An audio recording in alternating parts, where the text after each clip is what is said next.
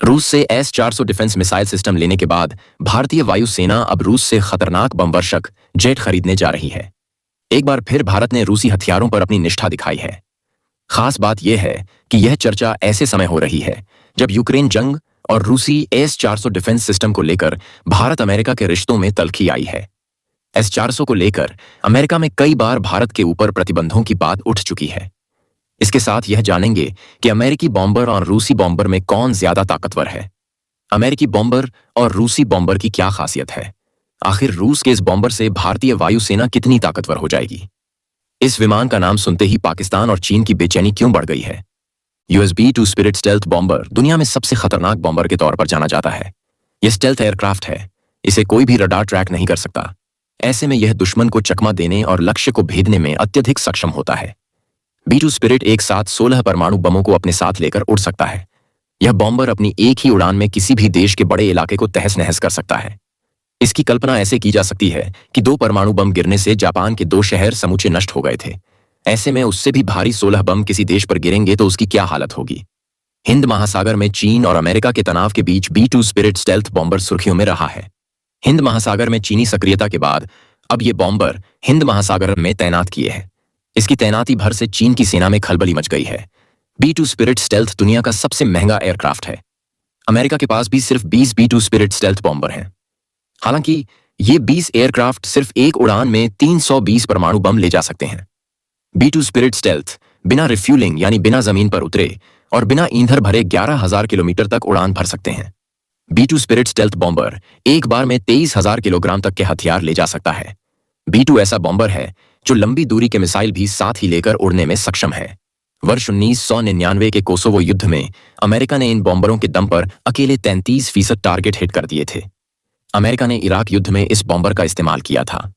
इन बमवर्षकों ने Diego Garcia से ही उड़ान भरकर इराक की तबाही की कहानी लिखी थी और फिर अफगानिस्तान से लीबिया तक इसने अपनी ताकत का लोहा मनवाया। रूसी Tu-160 बॉम्बर जेट। Tu-160 एक हाइपरसोनिक ग्लाइड वेपन है। इसे टोपलोव Tu-160 कहा जाता है। नाटो ने इसे ब्लैक जैक नाम दिया है। इस बॉम्बर एयरक्राफ्ट का वजन 1,10,000 किलोग्राम है।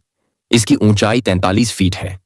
177.6 फीट लंबे इस बॉम्बर जेट का विंग स्पैन 182.9 फीट है। विमान के टेक ऑफ करते समय इसका वजन 2,75,000 किलोग्राम तक पहुंच जाता है। इस बॉम्बर जेट को 4 वायु सैनिकों का क्रू उड़ाता है। एक पायलट और को पायलट, एक बम्बार्डियर और एक डिफेंसिव सिस्टम ऑफिसर के साथ यह जेट टेक ऑफ करता है। युद्ध के समय इसकी कॉम्बैट रेंज 2,000 किलोमीटर होती है। जंग के समय इसकी रेंज को बढ़ाकर 7,300 किलोमीटर किया जा सकता है। यह अधिकतम 52,000 फीट की ऊंचाई तक उड़ सकता है। भारतीय वायुसेना में शामिल होने के बाद वायुसेना को एयर स्ट्राइक करने में आसानी होगी। यह बॉम्बर जेट 40,000 फीट की ऊंचाई पर अधिकतम 2,200 किलोमीटर प्रति घंटा की गति से उड़ान भर सकते हैं। एक बार में यह जेट 12,300 किलोमीटर तक की उड़ान भर सकता है। इस जेट को 960 किलोमीटर प्रति घंटा की रफ्तार से उड़ाया जा सकता है। सीमा पर तनाव को देखते हुए भारतीय वायुसेना रूस के साथ एक बड़ा रक्षा सौदा करने की तैयारी में है। रूस में इस महाविनाशक बॉम्बर जेट को Tu-160 के नाम से जाना जाता है। इसे रूसी वायुसेना में सफेद हंस भी कहा जाता है। ये जेट दुनिया का सबसे एडवांस्ड बॉम्बर जेट है। इस रक्षा सौदे से दोनों देश और नजदीक आए हैं। अभी तक हालांकि दोनों देशों की तरफ से इस पर कुछ भी नहीं कहा गया है। Tu-160 के अपग्रेडेड वेरिएंट को Tu-160M नाम दिया गया है। यूनाइटेड एयरक्राफ्ट कारपोरेशन का दावा है कि इस विमान के 80% सिस्टम को अपग्रेड किया जा चुका है। यूएससी के जनरल डायरेक्टर यूरी स्लीसार ने बताया कि Tu-160 विमान उद्योग में सबसे बड़ी और सबसे उच्च तकनीक वाली परियोजनाओं में से एक है। यूएससी ने बताया कि नया Tu-160M 1,960 फीट से अधिक की ऊंचाई पर उड़ाया गया और लगभग 30 मिनट तक हवा में रहा। यह विमान आधुनिक एवियनिक्स, रडार और कम्युनिकेशन सिस्टम के साथ लैस है। इतना ही नहीं, यह बॉम्बर न सिर्फ बम बल्कि मिसाइलों को भी लंबी दूरी तक दागने में सक्षम है।